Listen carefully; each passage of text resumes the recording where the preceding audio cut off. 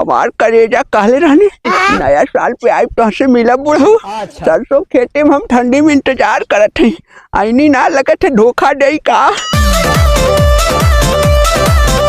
आ गई खाली इंतजार करावत हूँ, ठंडी में धोखे बाजे हो एकदम। अरे बुढ़ऊ घरऊ बहुत काम धाम रहा।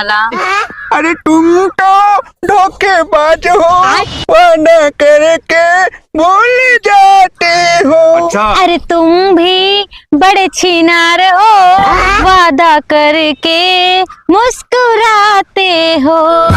फूल है गुलाब का, सुगंध लीजिए, आशिक हूँ आपका, प्यार कीजिए। ढाई लोग नाती सरसों फूले से इम्प्रेस करा था, गुलाबे फूल तो मनबो करी। अच्छा। अरे करेजा काहे इतना गुस्सियात हो?